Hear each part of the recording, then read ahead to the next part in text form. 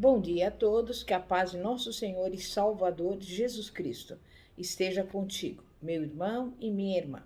A mensagem de hoje tem como tema: como ser abençoado. Para recebermos as bênçãos de Deus em nossa vida, o primeiro passo é aproveitarmos da melhor maneira possível as oportunidades que nos são oferecidas, pois elas não aparecem em todos os momentos. Por exemplo, Jacó aproveitou a oportunidade e foi abençoado com a primogenitura. Como sabemos, Jacó era oportunista e soube esperar o momento certo para obter vantagem sobre o seu irmão Esaú e sobre o seu sogro Labão. Jacó acabara de preparar a sua refeição e, naquele momento, chegou Esaú faminto. Jacó, aproveitando a oportunidade, negociou: Eu lhe darei dessa comida que preparei, se você me der em troca a sua primogenitura. Esaú, com fome, nem parou para refletir. Em troca de um prato de lentilhas, transferiu para seu irmão o direito de primogenitura, que na época era um status muito importante na família. Por meio das suas atitudes, Esaú demonstrou ter o caráter de quem vivencia o momento e não quer saber do amanhã. Ele tipifica a pessoa que não leva em conta a sua escala de valores quando toma decisões, que não sabe discernir o que é mais e o que é menos importante e que nivela tudo por baixo. Mas Jacó soube valorizar o direito de primogenitura e aproveitou o momento de fragilidade do seu irmão para agir com sagacidade e ficar com a bênção que por direito seria de Esaú. Por isso, Jacó passou a ser o patriarca da nação de Israel e até hoje o seu nome é respeitado. Isaías aproveitou a oportunidade e tornou-se profeta messiânico. Em Isaías 6:8, Deus fez uma pergunta genérica: A quem enviarei? E quem há de ir por nós? Isaías respondeu: Eis-me aqui, envia-me a mim. Então Deus incumbiu Isaías da sua nobre missão de anunciar ao povo a vinda do Messias. Isaías aproveitou a oportunidade concedida pelo Senhor e tornou-se o maior profeta messiânico da Bíblia. Também Davi aproveitou a oportunidade e venceu o gigante Golias. Em 1 Samuel 17, vemos que Davi, o futuro rei de Israel, perguntou: Que farão aquele homem que ferir a este filisteu e tirar a afronta de sobre Israel? Então lhe disseram: O rei isentará toda a sua família de impostos, concederá riquezas e dará a sua filha em casamento. Ao tomar conhecimento da recompensa, Davi se dispôs a correr riscos e enfrentar o gigante Golias. Muitas vezes, aproveitar oportunidades significa correr riscos. Isso não quer dizer correr riscos desnecessariamente, agindo de maneira impensada, perigosa ou utópica. Paulo aproveitou a oportunidade e tornou-se o apóstolo dos gentios. O apóstolo Paulo faz uma declaração interessante em 1 Coríntios 15:10, onde está escrito: Mas pela graça de Deus sou o que sou, e sua graça para comigo não foi vã. Antes, trabalhei muito mais do que todos eles. Todavia, não eu, mas a graça de Deus que está comigo. Paulo afirmou que só se tornou o que ele era por permissão de Deus. Ele trabalhou mais do que outras pessoas para não desperdiçar nenhuma das oportunidades concedidas por Deus. E isso só foi possível porque o Senhor estava com Paulo. Vamos ver um exemplo que mostra como não aproveitar as oportunidades concedidas por Deus. Suponhamos que uma pessoa seja demitida de uma empresa onde ganhava 5.000 por mês e depois de passar algum tempo desempregado, ela encontra outro emprego, mas o salário é de R$ 2.000. Então ela diz: Eu não aceitarei essa proposta para ganhar um salário menor.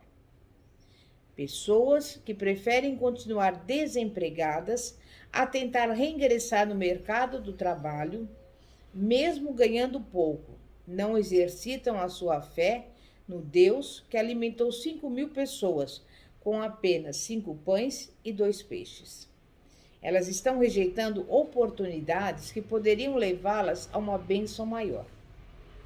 A oportunidade que muitas vezes julgamos insignificante pode levar a outra melhor. Um pequeno negócio pode abrir as portas para um grande amanhã. Um emprego mais humilde pode ser um degrau para um outro de maior destaque amanhã. E se você quer ter uma vida abençoada, então o segundo passo é não desperdiçar tempo. No Salmo 90, versículo 12, está escrito: Ensina-nos a contar os nossos dias, de tal maneira que alcancemos coração sábio. Então eu pergunto, como podemos usar o nosso tempo da melhor maneira possível, sem desperdiçá-lo? Tempo tem a ver com disciplina, com o modo como nos organizamos, com o estabelecimento de prioridades e de objetivos em nossa vida. Para aproveitarmos bem o nosso tempo, temos de levar em conta também outro fator: se somos mais produtivos no horário da manhã, da tarde ou da noite. O terceiro passo que devemos dar para termos uma vida abençoada é nos esforçar. Esforçar-se é empregar uma energia acima do normal. Na Bíblia está registrado de maneira enfática o modo como Deus falou com Josué após a morte de Moisés, ordenando-lhe que ultrapassasse o Jordão com o povo e tomasse posse da terra prometida. Deus prometeu a Josué: Eu estarei contigo, não te deixarei nem te desampararei. Como fui com meu servo Moisés, eu também serei contigo. Ninguém te susterá diante de ti. E enquanto falava com Josué, Deus o exortou 3 vezes a ter bom ânimo. E tal como falou com Josué, o Senhor hoje está falando com você e comigo, alertando-nos que devemos nos esforçar diante dos desafios e empregar uma energia que jamais usamos antes. No período dos juízes, a nação de Israel foi subjugada pelos midianitas e viu-se diante de um grande dilema. Ou deixaria os inimigos se apossarem de suas terras e seria destruída como nação, ou lutaria e expulsaria os inimigos dali. Por 7 anos, os israelitas atravessaram momentos de muita aflição e de fome. Gideão não via condições de malhar o trigo na eira, longe dos midianitas, então ele o escondeu no lagar, o lugar onde se amassavam uvas. Deus viu o esforço excessivo de Gideão para malhar trigo no lagar, bem como a sua persistência ao lutar pelo que era seu. Deus chamou Gideão para libertar Israel dos seus inimigos, porque se alegrou em vê-lo trabalhando e se esforçando. O Senhor não chama pessoas ociosas, descompromissadas com o trabalho ou com a sua palavra para executar uma missão. Ele aprecia quando seus filhos usam a força, a coragem e a inteligência para lutar pelos seus objetivos. Neemias, como sabemos, era copeiro do rei. Obteve autorização para voltar a Jerusalém e recebeu madeiras para reconstruir os muros daquela cidade. Neemias viajou a cavalo, puxando madeira, cerca de 1.450 quilômetros. Deus recompensa o nosso esforço. Deus abre portas e faz apenas aquilo que aos nossos olhos é impossível. Ele não se mobiliza para fazer aquilo que está dentro das nossas possibilidades. Deus deseja que nos esforcemos, trabalhemos e estudemos, aprimoremos o nosso conhecimento a cada dia nas diversas áreas da vida. Em nossa caminhada cristã, devemos dar sempre mais um passo rumo às bênçãos que Deus tem colocado à nossa disposição. Esse passo é fazer o bem.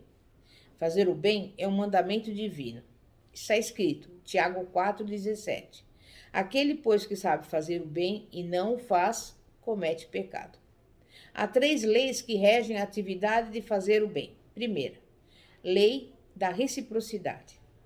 Mateus 7,12 diz: Portanto, tudo que vós quereis que os homens vos façam, fazei-lo também vós, porque essa é a lei e os profetas. Se você quer ser perdoado, então deve aprender a perdoar. Se quer ajuda ou reconhecimento, deve ajudar e reconhecer as virtudes alheias. Deve fazer o bem. Segunda lei, lei da semeadura. E não nos cansemos de fazer o bem, porque a seu tempo ceifaremos, se não houvermos desfalecido. Gálatas 6,9.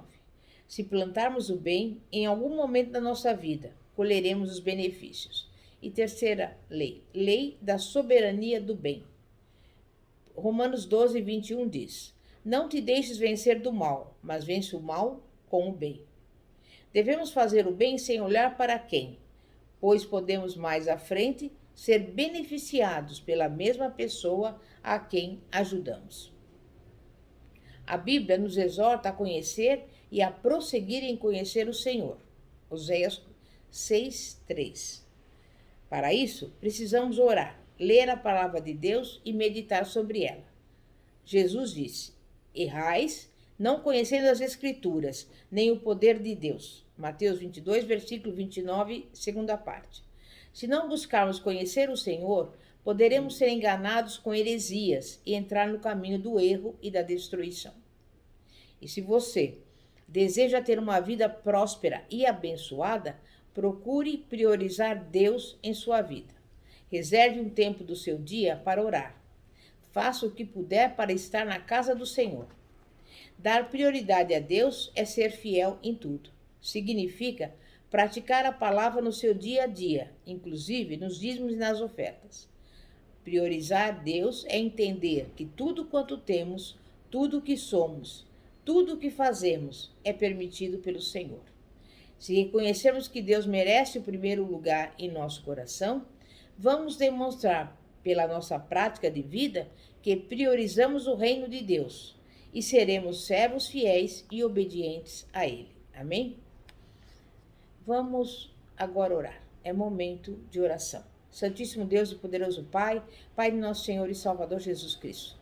Te agradecemos mais um dia em que dormimos, acordamos e estamos aqui diante da Tua presença para louvar e engrandecer o Teu santo nome.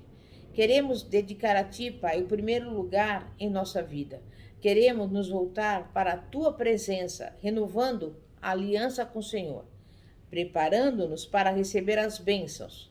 Senhor, abre as janelas do céu, opera segundo o Teu querer e alegra o nosso coração. Em nome de Jesus. Visita agora as pessoas que estão doentes, restaurando a saúde, repreendendo toda doença, toda enfermidade. Porque a Tua palavra diz que o Senhor já levou sobre si as nossas doenças e pelas suas pisaduras nós já somos sarados. Vá ao encontro dessa pessoa que passa por necessidades, envia-lhe a provisão. E também visita essa casa, esta família, repreende toda briga, toda contenda e toda divisão. Coloca nesse lar a união, a harmonia, a paz que excede todo entendimento. Enfim, a bênção do Senhor que enriquece e não acrescenta dores, seja derramada sobre esta casa. É o que eu lhe peço e desde já te agradeço. Muito obrigada por mais esse dia, Pai, de vida e de saúde. Nós te louvamos e te agradecemos em nome de Jesus. Pastora Fátima, da Igreja Evangélica Apostólica Poder de Cristo, situada na Avenida Ouro Fino, 2212, Bosque dos Eucaliptos, São José dos Campos. Amém e graças a Deus. Glória a Deus.